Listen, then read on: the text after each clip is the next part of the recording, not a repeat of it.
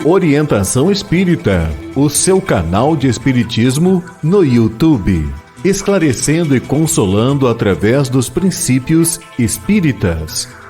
Faça a sua inscrição e renove sua vida. Vamos juntos fazer um mundo melhor. Em todos os momentos, o Livro Espírita é a melhor companhia. Comprando em marcosdemario.com, você apoia a manutenção do canal Orientação Espírita.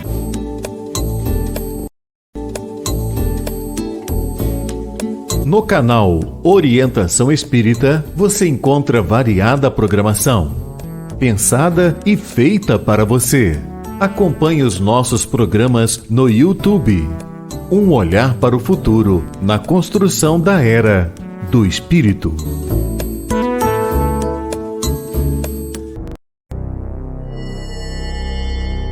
Tem início mais uma edição de Ante os Novos Tempos. Um olhar voltado para a humanidade, através das revelações dos Espíritos, na mensagem consoladora e esclarecedora do Espiritismo. Fique agora na companhia de Marcos Demário. Olá, seja bem-vindo ao Ante os Novos Tempos, o programa que traz até você o Espiritismo aplicado aos temas da vida. Nesse nosso programa, nós vamos então fazer um mergulho no mundo de regeneração, na era do Espírito, que já estão em processo. Nós vamos entender a aplicação do Espiritismo na nossa vida e também na sociedade humana.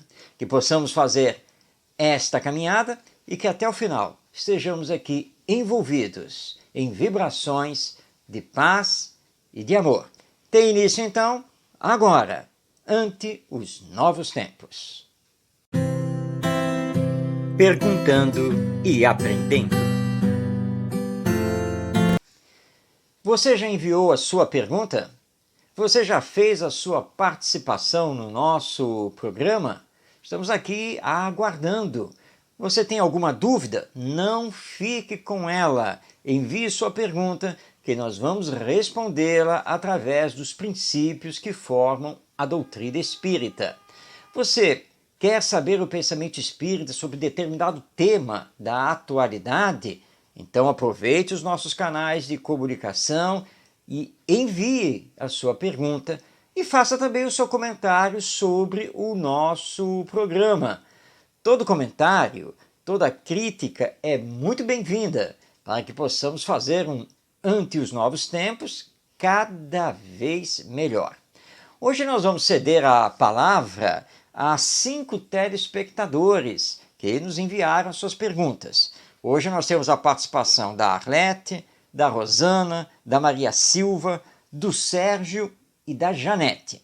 Vamos começar então com a Arlete, que é da cidade do Rio de Janeiro. Ela enviou a seguinte pergunta: qual é o entendimento espírita sobre a resignação diante das provas e expiações pelas quais passamos? Bem, na pergunta está colocado que nós passamos por expiações e provas. É verdade, porque diante da lei de evolução, nós ainda estamos aqui na Terra classificados como mundo de expiações e provas. Ou seja, as expiações, que são ligadas às consequências do que fizemos em existências passadas, e as provas, que são os testes necessários à nossa fé, à nossa força de vontade, para darmos continuidade ao nosso progresso intelectual e moral, visando chegar o mais rapidamente possível à perfeição. Muito bem, o Espiritismo, ao estudar isso, nos lembra que no planejamento reencarnatório, porque todos nós somos espíritos reencarnados, nesse planejamento, que é feito de uma forma geral, duas coisas estão previstas. A primeira, o funcionamento da lei divina, que é superior à lei humana. E segundo, o livre-arbítrio, a nossa liberdade de pensar e agir.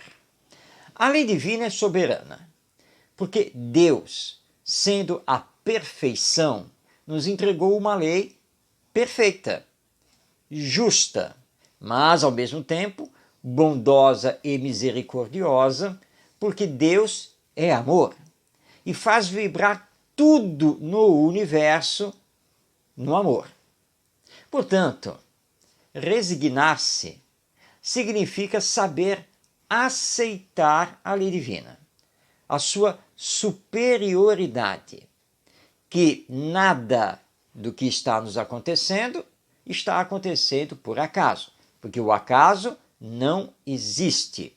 E que tudo tem a sua razão de ser, porque sendo Deus soberanamente perfeito, justo e bom, ele não poderia deixar que algo nos acontecesse sem que fosse bom para nós, sem que fosse necessário para nós.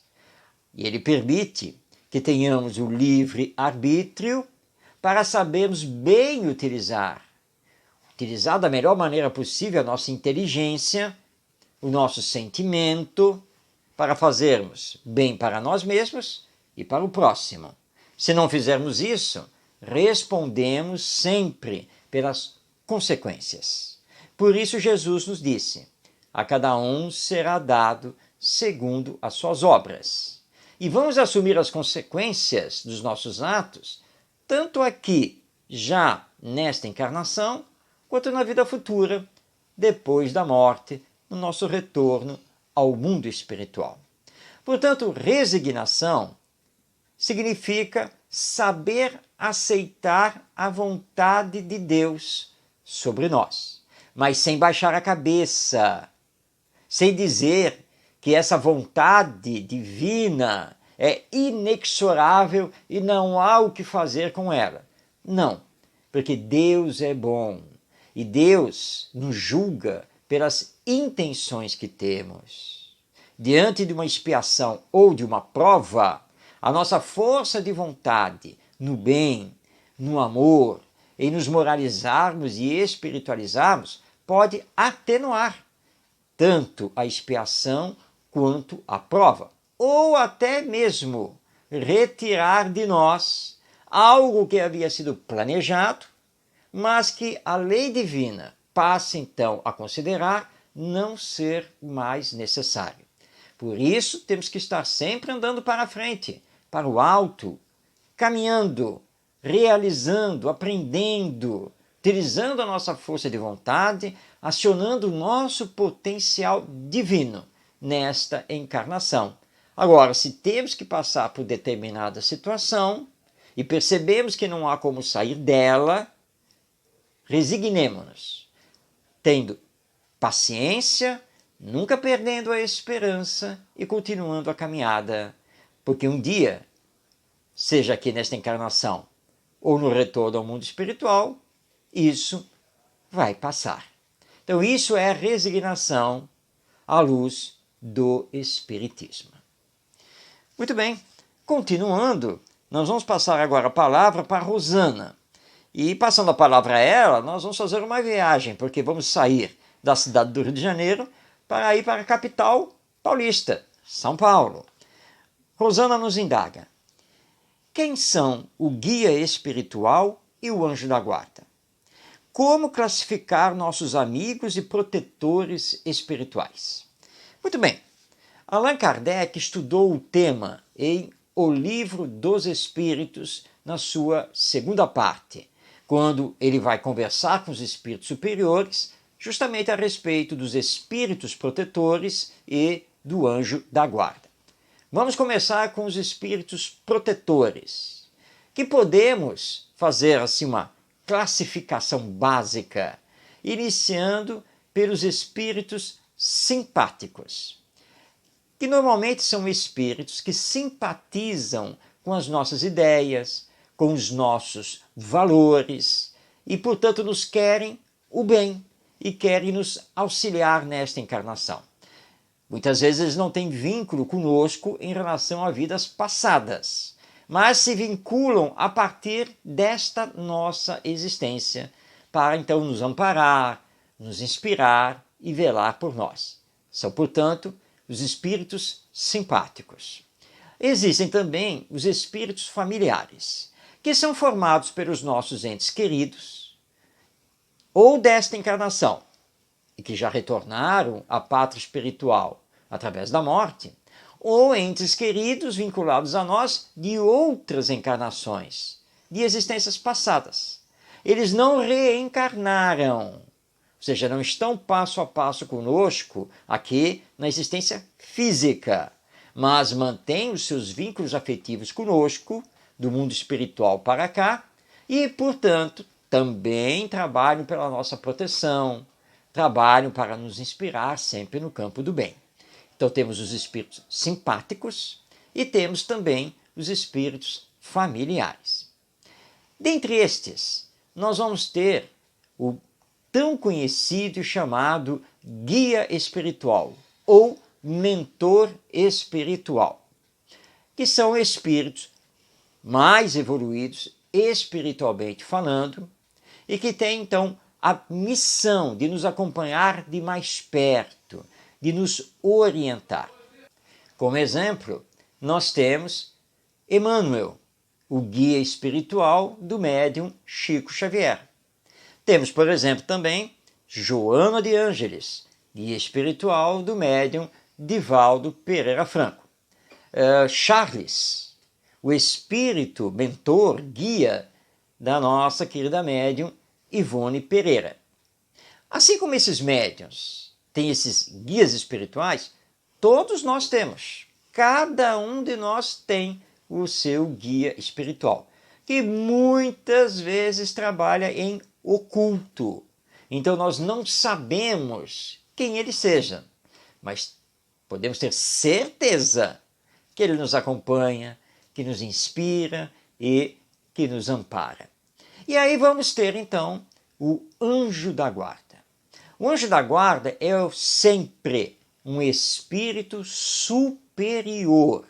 O guia espiritual é um espírito bom. O anjo da guarda é um espírito superior, de alta envergadura espiritual. E ele pode velar por mais de um tutelado, porque ele é um espírito superior e nunca nos abandona, porque ele recebe a missão de nos proteger, de nos amparar, de velar por nós, como uma missão divina.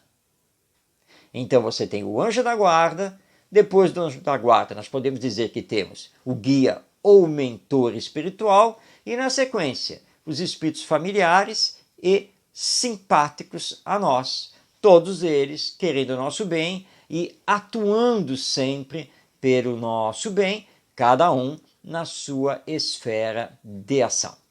Se você quiser saber mais, fica aqui a recomendação para pegar o Livro dos Espíritos, na sua segunda parte, para então ler as perguntas de Allan Kardec e as respostas dos Espíritos sobre essa doutrina do anjo da guarda e dos espíritos protetores, e aí nós vamos aprender que nunca somos abandonados, que sempre temos aqueles que do mundo espiritual velam por nós, querem o nosso bem e estão sempre prontos para nos ajudar rumo à felicidade. Muito bem, vamos dar continuidade e agora nós vamos trocar de telespectador, mas não de cidade, porque recebemos uma pergunta da Maria Silva e ela também é de São Paulo, capital, como era a Rosana. E ela faz uma pergunta curiosa. Existe diferença entre morrer e desencarnar? Bem, vamos tentar entender isso à luz do Espiritismo.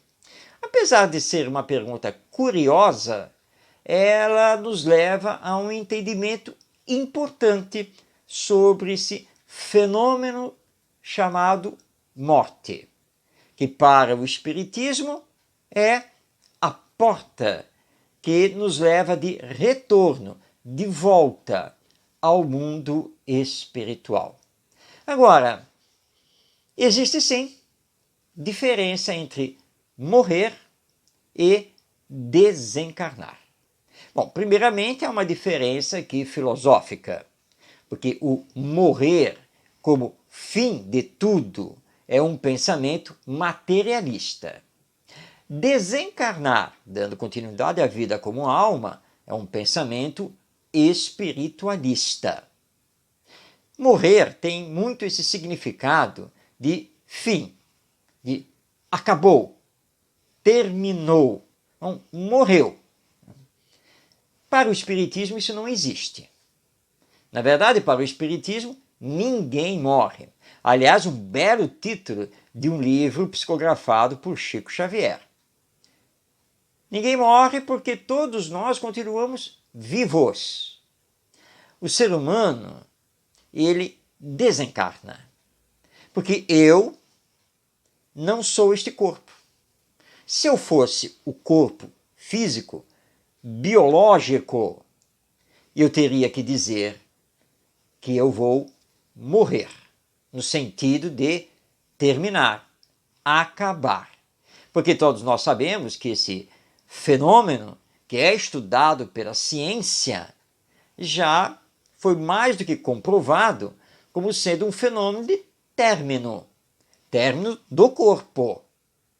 Não há como ressuscitar um organismo biológico que morre, porque esgota nele o fluido vital e não há como mais o espírito retornar ao corpo. Somente na ficção literária e cinematográfica é que nós podemos ver os mortos se levantarem dos seus túmulos, os chamados mortos-vivos. Mas isso é ficção. Na realidade, isso não existe.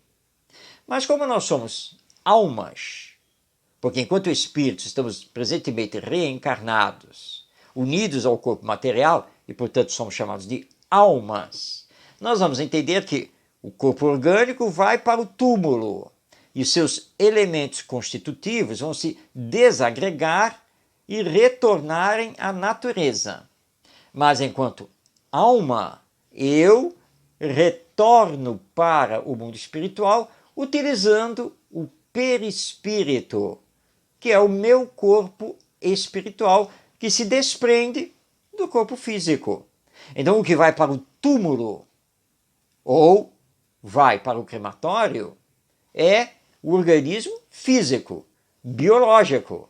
A alma não morre, a alma não queima, a alma não fica enterrada debaixo da terra. Portanto, esse é o fenômeno da desencarnação. Aliás, a palavra já está dizendo, né? Deixar a carne para viver apenas a nível espiritual, até chegar o momento de uma nova encarnação, ou seja, retornar ao mundo material através de um novo corpo, numa nova situação, numa nova época e assim por diante.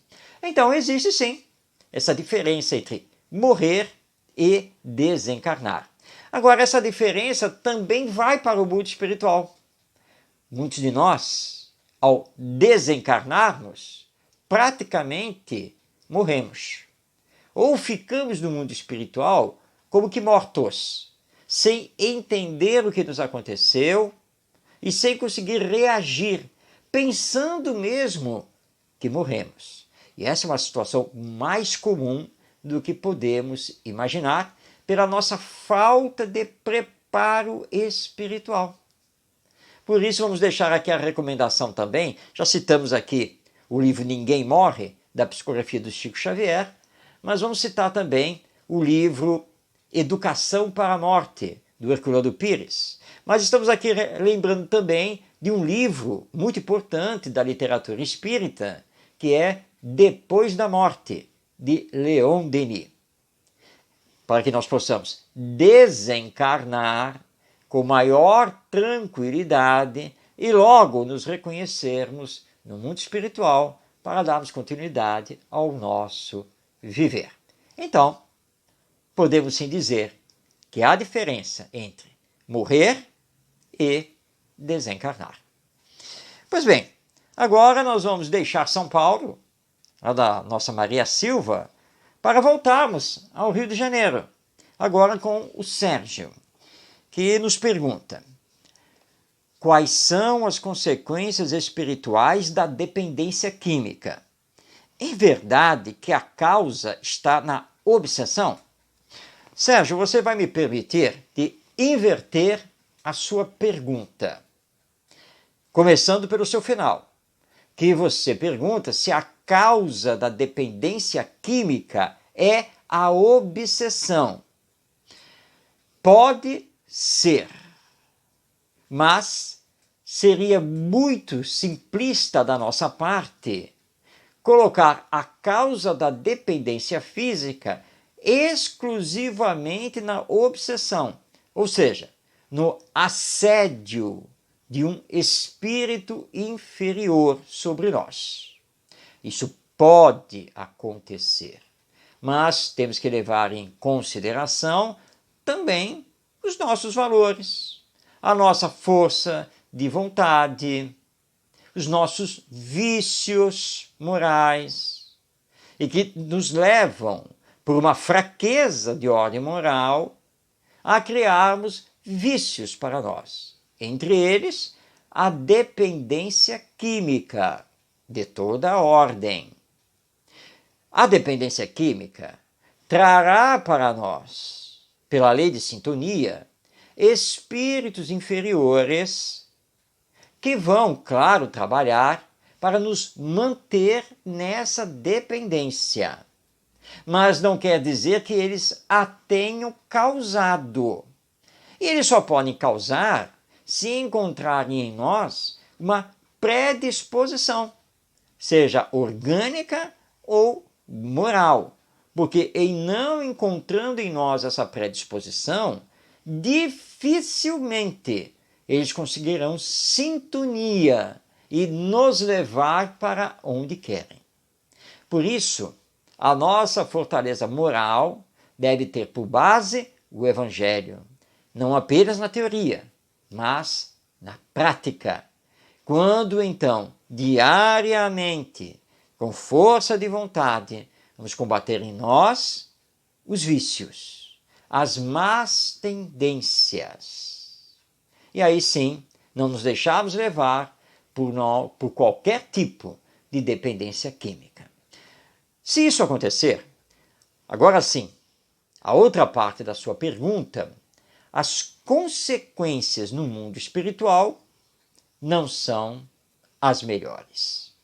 O dependente químico, pela viciação produzida com o seu organismo, ele atinge o perispírito, que é o seu organismo espiritual, desequilibra a sua mente e será presa muito fácil dos espíritos obsessores, também ligados a essa dependência química.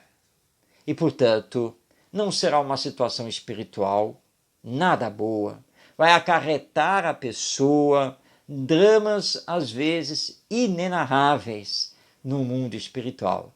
Dramas tão pungentes quanto os daqui da Terra, que nós conhecemos muito bem, a degradação a que a dependência química leva uma pessoa.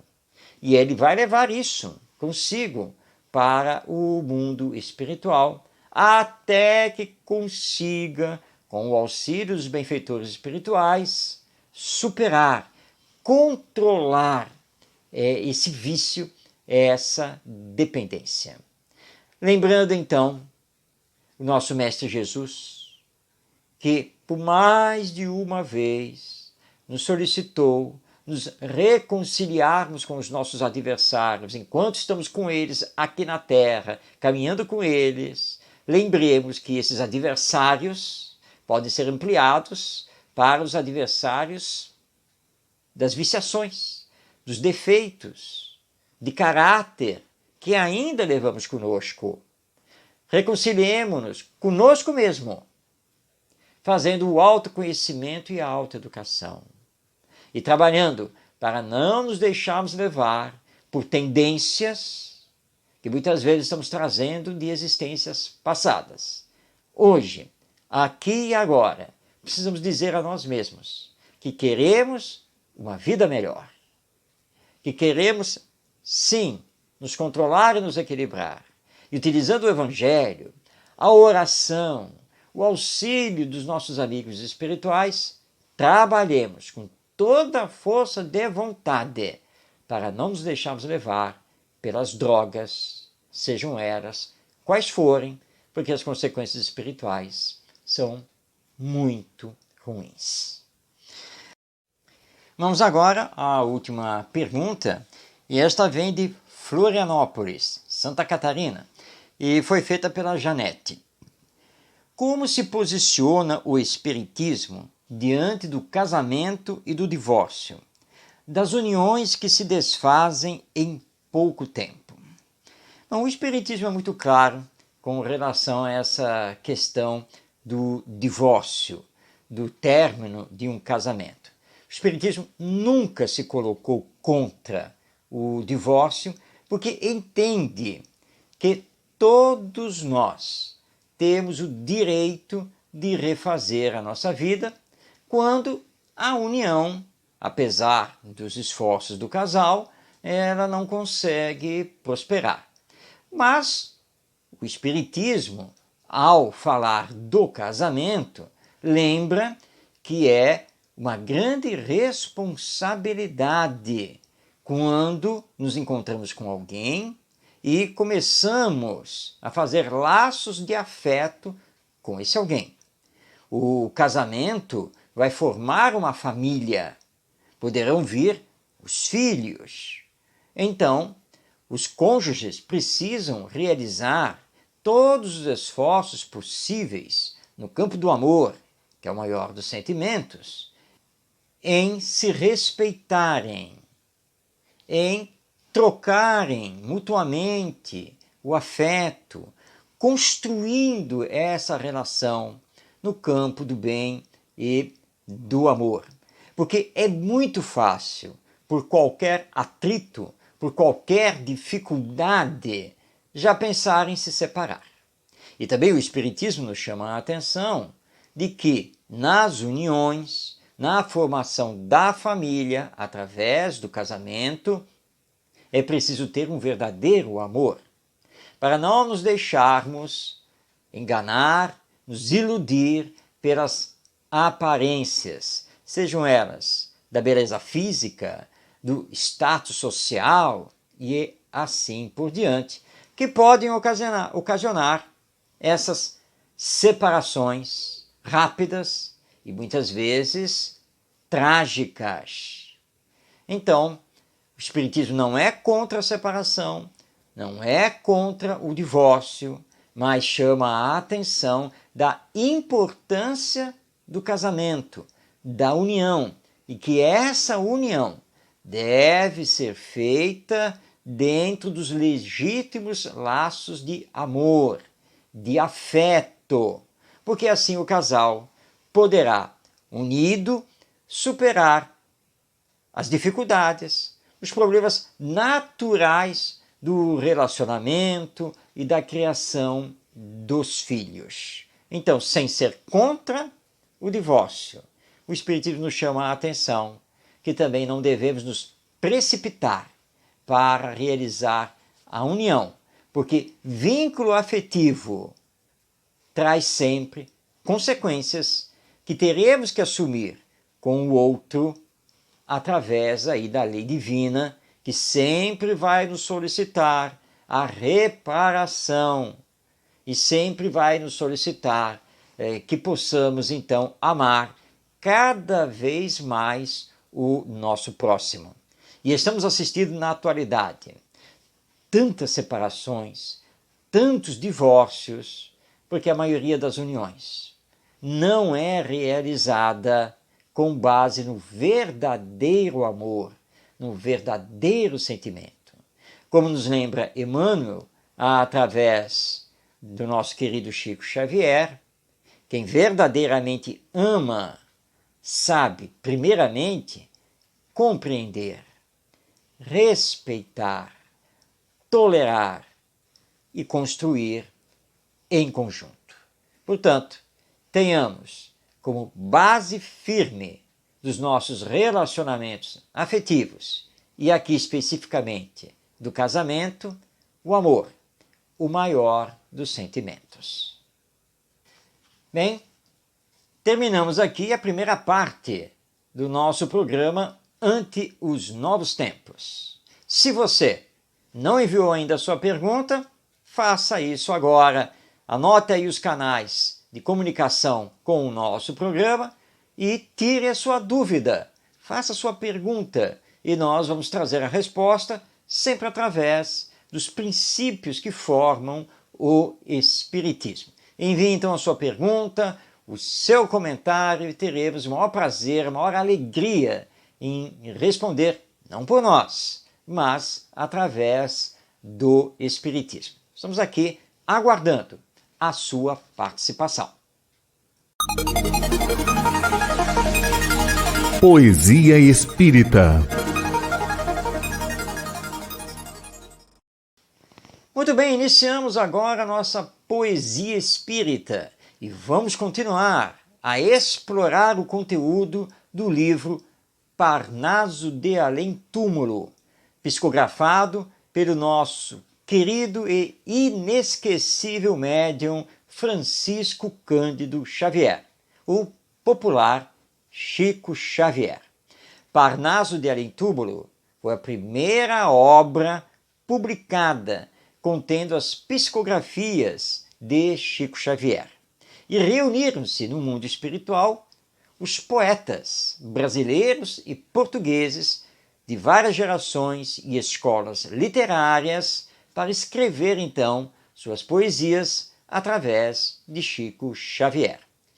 Hoje nós vamos trazer um poeta profundo que sabia manejar como ninguém a língua portuguesa. Nós estamos falando de Augusto dos Anjos. Ele era paraibano, nasceu no ano de 1884 e veio a desencarnar na cidade de Leopoldina, Minas Gerais, no ano de 1914. Mas Augusto dos Anjos viveu também na cidade do Rio de Janeiro, onde foi professor do Colégio Pedro II. Em vida, aqui na Terra, Augusto dos Anjos publicou apenas um livro, mas que chamou muito a atenção na época, e um livro que tem como título Eu. Isso mesmo, Eu. E Augusto dos Anjos então retorna da pátria espiritual através do nosso Chico Xavier e escreve diversas poesias através do nosso médium mineiro. Nós vamos destacar aqui do livro Parnaso de Além Túmulo apenas uma poesia, por causa da sua extensão e também da sua profundidade. É a primeira que abre aqui o capítulo sobre Augusto dos Anjos, no Parnaso de Além Túmulo. É a poesia Voz do Infinito. Vamos prestar atenção, porque muitos dizem que Augusto dos Anjos é um poeta difícil por causa do seu palavreado. Aliás, o próprio Chico Xavier confessa nas suas memórias que ele teve, sim, dificuldade em receber Augusto dos Anjos porque ele não entendia o que Augusto dos Anjos escrevia nos poemas. Vamos então à poesia Voz do Infinito. No excêntrico labor das minhas normas na terra, muita vez me consumia, perquirindo nas leis da biologia as expressões orgânicas das formas. O fenômeno apenas porque o fundo do número às eternas rutilâncias eram partes do todo nas substâncias desde o estado prodrômico do mundo. Com o espírito absconso em paroxismos, no rubro incêndio de batalha acesa, via Deus adstrito à natureza. Deus era a lei de eternos transformismos. Concepção panteística, englobando as substâncias todas na unidade, perpetuando-se em continuidade a essência ono-criadora reformando. O corpo, desde o embrião inicial, era um mero atavismo revivendo. A alma era a molécula sofrendo, afastada do todo universal. Dominava-me todo o medo horrível do meu viver, que eu via transtornado. Eu era um átomo individuado em cerebralidade putrescível. À luz dessa dourada ignorância, e com certezas lógicas, numéricas, notava as pestilências cadavéricas, iguais à carne angélica da infância, a sutileza do arminho que se veste, a coroa aromática das flores, irmanadas aos pútritros fedores de emanações pestíferas da peste. Extravagância e excesso jamais visto, de ideia que esteriliza e desensina, loucura que igualava a Messalina, a pureza lirial da mãe do Cristo. Assim vivi, na presunção que via, dos cumes da ciência e do saber, os princípios genéricos do ser, do pantanal da lama em que eu vivia. Vi, porém, a matéria apodrecer, e na individualidade indivisível ouvi a voz esplêndida e terrível da luz, na luz etérica, a dizer: louco que emerges de apodrecimentos, alma pobre, esquelético fantasma, que gastaste a energia do teu plasma em combates estéreis, famulentos. Em teus dias inúteis, foste apenas um corvo ou sanguessuga de defuntos, vendo somente a cárie dos conjuntos entre as sombras das lágrimas terrenas. Vias os teus iguais, iguais aos odres, onde se guarda o fragmento imundo de todo o esterco que apavora o mundo e os tóxicos letais dos corpos podres. E tanto viste os corpos e as matérias no esterquilínio generalizados, e os instintos hidrófobos danados, em meio de excrescências e misérias, que corrompeste a íntima saúde da tua alma cegada de amargores, que na terra não viu os esplendores e as ignívomas luzes da virtude. Olhos cegos às chamas da bondade de Deus e a divinal misericórdia, que espalha o bem e as auras da concórdia no coração de toda a humanidade. Descansa, agora, vibrião das ruínas. Esquece o verme, as carnes, os estrumes. Retempera-te em meio dos perfumes, cantando a luz das amplidões divinas. Calou-se a voz, e sufocando gritos, filhos do pranto que me espedaçava, reconheci que a vida continuava, infinita, em eternos infinitos.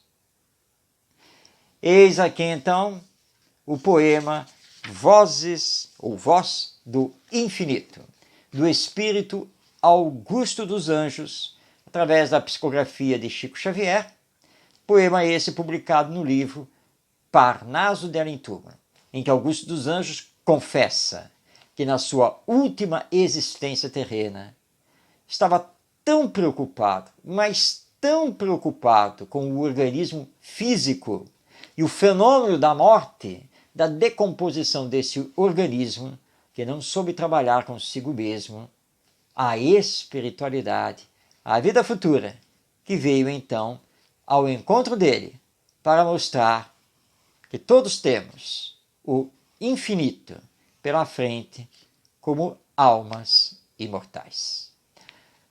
Com este poema de Augusto dos Anjos, nós então encerramos a poesia espírita para abrir o nosso momento de reflexão, convidando a você que está nos acompanhando para o vídeo da série Para Viver Melhor.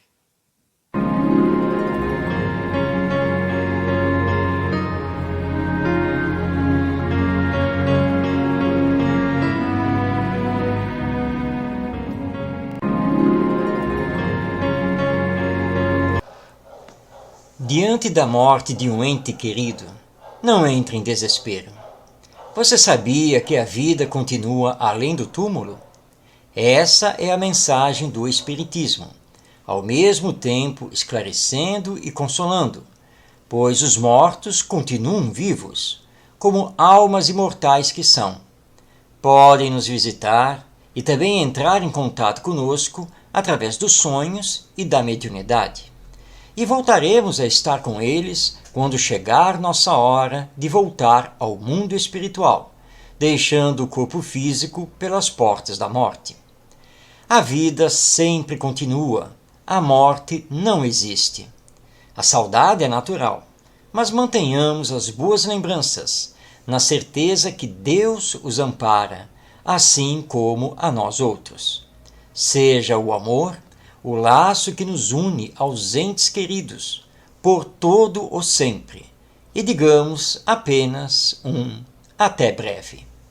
Se você gostou desta mensagem, compartilhe.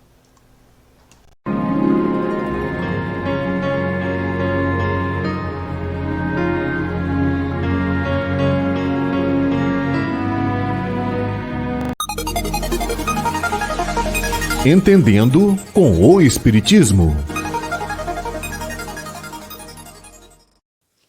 O tema de hoje do nosso comentário vai nos remeter à história do Evangelho. O Espiritismo é uma doutrina cristã. Nós espíritas procuramos pautar a nossa vida nos ensinos morais de Jesus. Isso porque esses ensinos morais do nosso mestre fazem a base do edifício doutrinário do Espiritismo.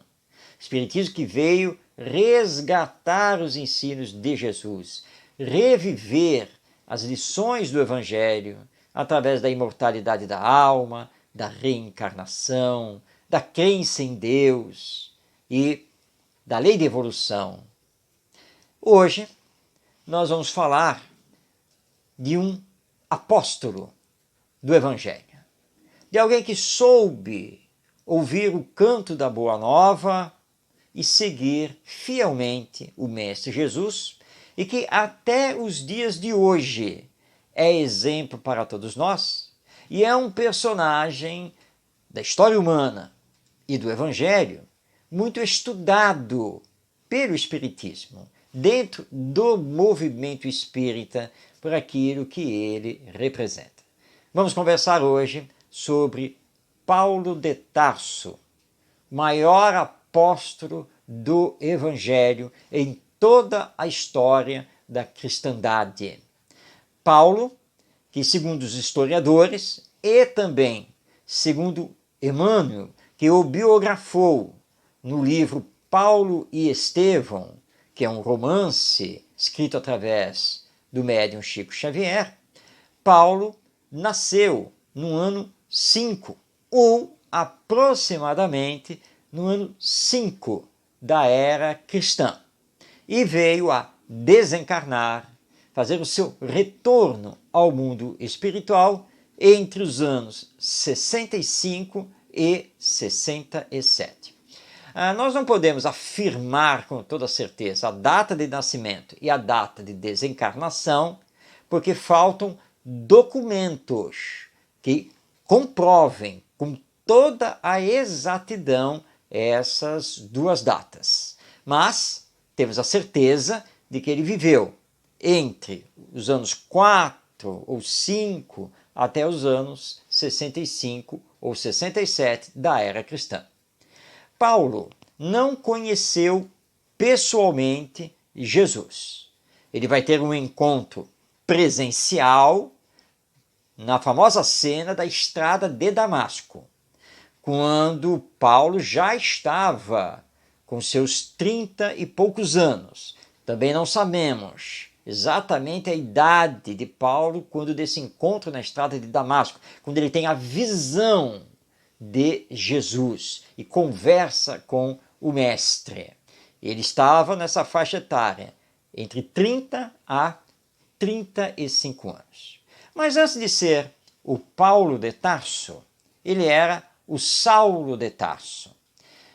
Ele era oriundo de uma família judia que vivia na cidade de Tarso, e ele, como judeu, menino judeu, aprendeu o Velho Testamento, realizou todos os estudos propiciados pelos seus pais.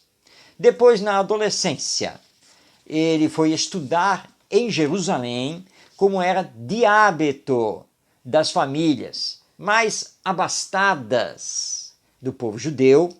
E o pai de Paulo, segundo a narrativa dele mesmo, nas suas cartas, o pai de Paulo era um comerciante que começou como um tecelão humilde, mas que acabou lá em Tarso conseguindo ser um empreendedor, como dizemos hoje, e acabou se estabelecendo como um bom comerciante, dono inclusive de caravanas de tecidos pelo Oriente. Então, tudo indica que o adolescente Saulo foi estudar lá em Jerusalém. Lá em Jerusalém, ele se torna discípulo de Gamaliel. Gamaliel era um dos doutores da lei e que fazia parte do Sinédrio, o grande concílio religioso e administrativo e mesmo jurídico do povo judeu.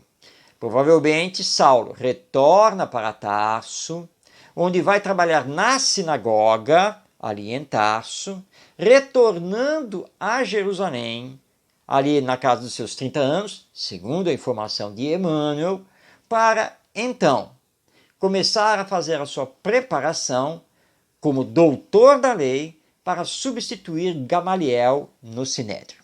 Quando Saulo chega em Jerusalém, Jesus já havia sido crucificado e os seus discípulos já haviam formatado e colocado em funcionamento a Casa do Caminho, onde eles faziam as pregações a respeito do Evangelho e atendiam os necessitados de toda a ordem através da caridade.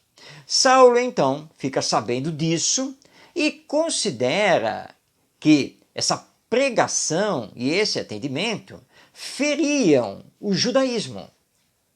E ele fica sabendo, então, de um grande orador cristão, porque os seguidores de Jesus já estavam sendo chamados de cristãos, que era Estevão, e que Estevão estava arrebanhando, arrebatando as pessoas para esse tal de evangelho, para esse Jesus, um judeu que havia sido morto na cruz, que para os judeus isso era a maior das infâmias. Ele solicita então ao Sinédrio uma carta para que ele então pudesse iniciar investigações e a perseguição aos cristãos. Ele recebe essa carta, ele vai até a Casa do Caminho e tenta um debate contra Estevão. Estevão se recusa e faz apenas a pregação do Evangelho. Saulo, então, consegue arrebanhar, pagar pessoas para fazer uma denúncia de blasfêmia contra Estevão. Feita a denúncia, Estevão então é chamado pelo Sinédrio. Ele é obrigado a se apresentar e ali, naquele encontro, Paulo tenta novamente debater com Estevão para mostrar a superioridade do judaísmo. Mas a palavra de Estevão vence Saulo. Saulo o esbofeteia e o Sinédrio, em alvoroço, acaba condenando Estevão ao apedrejamento por blasfêmia. E o apedrejamento é feito no átrio do templo de Jerusalém, sob o comando de Saulo. E Saulo descobre ali que a sua noiva, Abigail, era irmão de Estevão. Eles haviam se separado já há muitos anos. E Abigail nunca mais teve notícias de Estevão, que na verdade tinha por nome Gesiel, que era também um judeu, porque Gesiel tinha sido escravizado pelos romanos.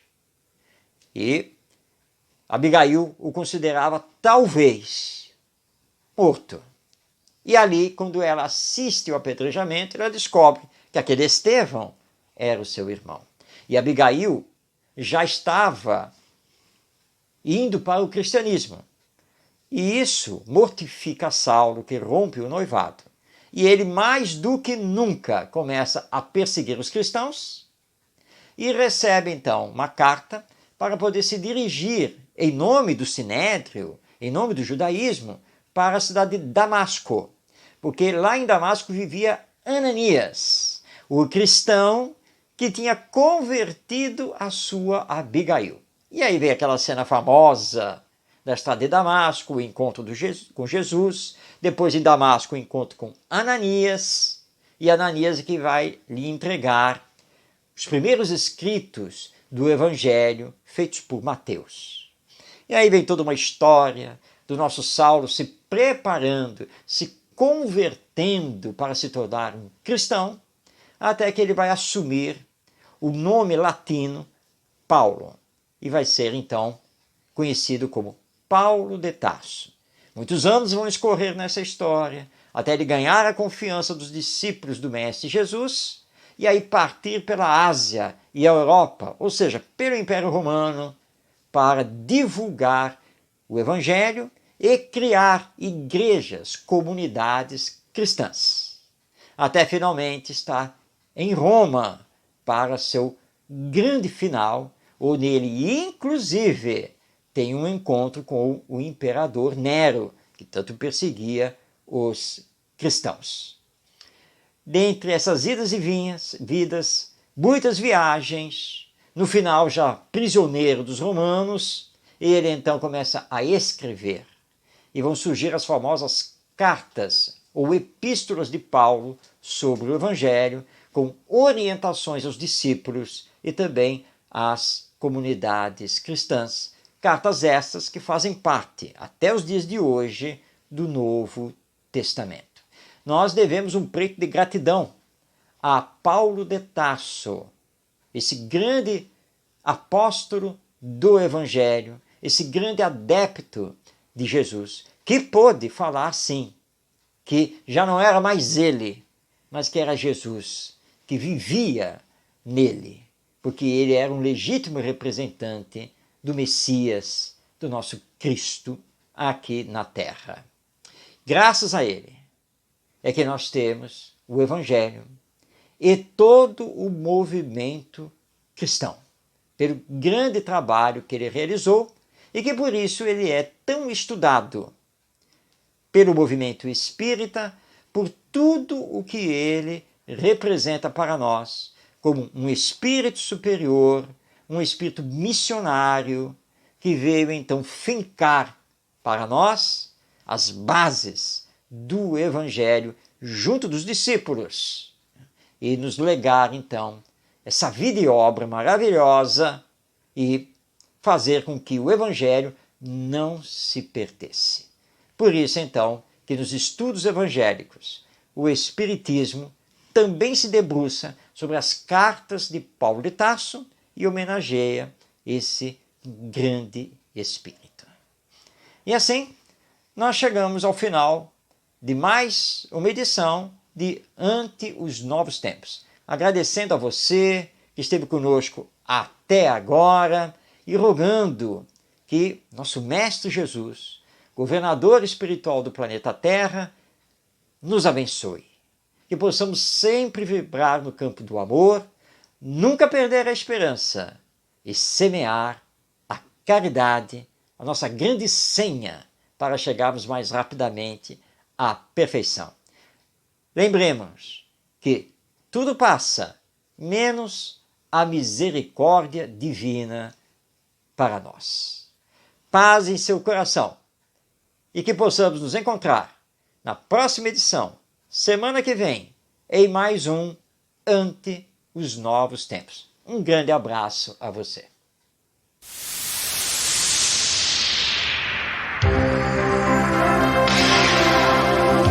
Um olhar voltado para o futuro da humanidade. As revelações dos Espíritos. A mensagem consoladora e esclarecedora do Espiritismo. Este é o programa Ante os Novos Tempos. Produção e apresentação, Marcos de Mário. Orientação Espírita, o seu canal de Espiritismo no YouTube. Esclarecendo e consolando através dos princípios espíritas. Faça a sua inscrição e renove sua vida. Vamos juntos fazer um mundo melhor.